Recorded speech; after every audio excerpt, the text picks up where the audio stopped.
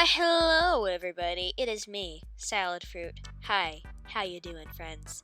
And today I'm going to be showing you how I made this terrifying creation.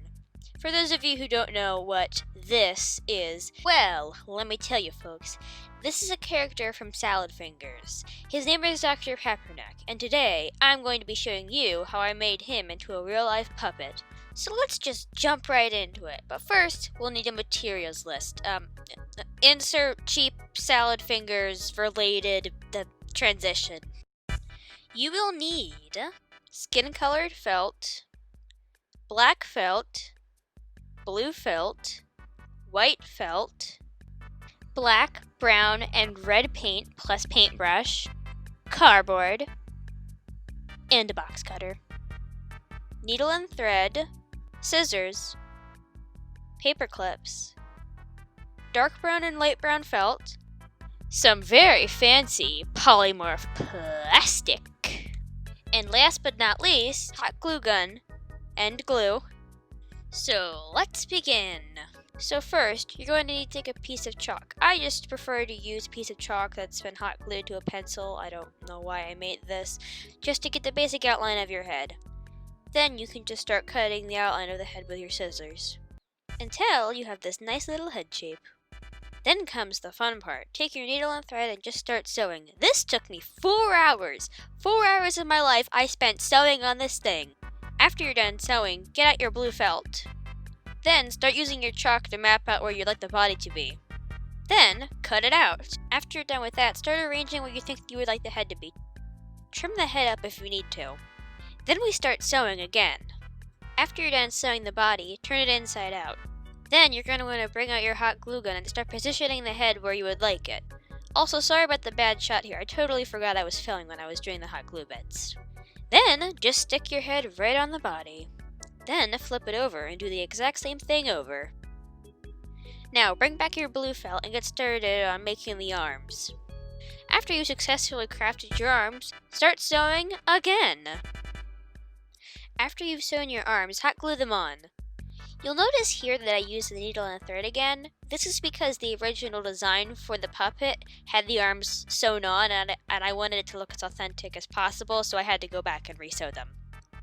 So here, I decided to start making his white shirt that he wears underneath his jacket. So I crafted him a little collar and I cut his jacket up the middle and glued it back together to make it look like he was wearing something underneath. After I was done with that, I got to work gluing on his collar. And then I made him a tiny tie, and then I just glued that on too. After I was done gluing on his tie, I noticed that the bottom of the puppet looked frayed almost, so I went in with my scissors and I just messed up the bottom to make it look all nasty and old. Then I used scraps of felt that I had and I stuffed his arms up, and then I sealed them shut. Then I took our paper clips and got to work on making his little claw hands things. I bent the paper clips into my desired shape, and then I shoved them into the arm of the puppet and hot glued them on for reinforcement. So that way, it looked like this. Then, I did the same thing for the other arm, and now its hands are complete and all creepy looking. Next, I got to work outlining what I wanted the face to look like. This took quite a while because I screwed up the mouth the first time. Oh yeah, and here's the funny part where I move a box into the frame for most of the video and I don't move it out until I realized it was screwing up all the shots. Funny, huh? After I was done moving the box, I finished up his mouth and cut it into a hole. So it was this point that I realized that the design of the doll was supposed to have stitches going down the front of his head. So I did what any logical human would do and I messed it all up and I cut his face up, and then I sewed it back together.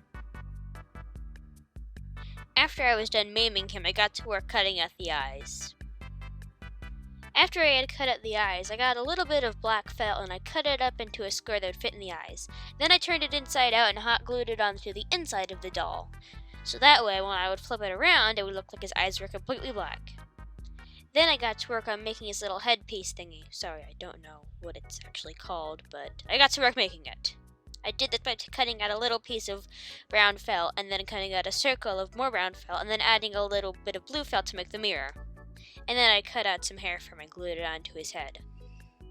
And now we're done with this felt bit. Now it's time for everybody's favorite part, making the teeth. So next up, I made his teeth and jaws. I used polymorph plastic to do this. All you really need to do is just sprinkle some in some hot water and wait for it to heat up, and then you can start molding the teeth. So after my polymorph plastic was nice and loose and floppy, I decided to get started. So first, I molded a ball from our polymorph plastic, and then I shaped it into kind of a triangle-looking shape. So this is our first tooth. I made around 8 teeth in total, 4 for his top jaw and 4 for his bottom. It didn't take really too long to do this, but I recommend that when you're making the polymorph plastic, be really careful because it can get quite hot. And also always have a small bowl of water so that way you can put the plastic in when you're done. And here we are, his lovely pearly whites. Next up, I made the gums. So to make his gums, I got a nice sausage of polymorph plastic. And then I added the teeth to our nice sausage. I did this with the top and bottom jaw until I had some lovely chompers. Now it's time for a paint job. So I painted his gums with some slightly darkened acrylic paint, and then what I did was I wiped a lot of the paint off to give it a nice gummy look. And then after that I took some orange paint and painted the teeth with it, and then I also wiped that off to give it a nice decayed look. Now it was time to actually make the jaw support. So I did this by taking our cardboard and our knife and cutting out a length of cardboard that would fit the jaws. Then I took our cardboard square and I bent it so that way it could act as almost like an opening and closing function for the jaws. I've been saying jaws a lot during this process and it's bothering me too. Then I hot glued the teeth onto the bit of cardboard.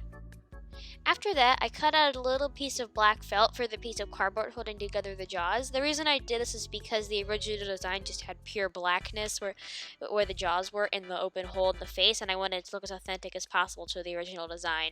Also, at this point, I realized that he had no structural integrity, so I just slipped a little popsicle in his neck so that he could stand up on his own. And then I cut out another piece of black felt to put inside the head of our puppet. This was to cover up the popsicle stick, but to also add more to the design. Now it's finally time to add the jaws to the puppet. This took a lot of effort and time because I wanted them to look perfect and perfectly centered, and also the felt was a little bit tight on the jaws, but eventually I got it. And finally, at last, we have our completed Dr. Papanak. He took me 2 days to build roughly, so now I had this creepy doll with human teeth that I can go put on display in my room. How fun! Let me just add him to my Salad Fingers themed felt nightmare collection. Hello, welcome to the outro. Thank you for watching. If you'd be so kind, please like and subscribe and share this video around. Share it with your friends, family, that weird guy behind the school that has weird snake hands. It would mean a lot to me.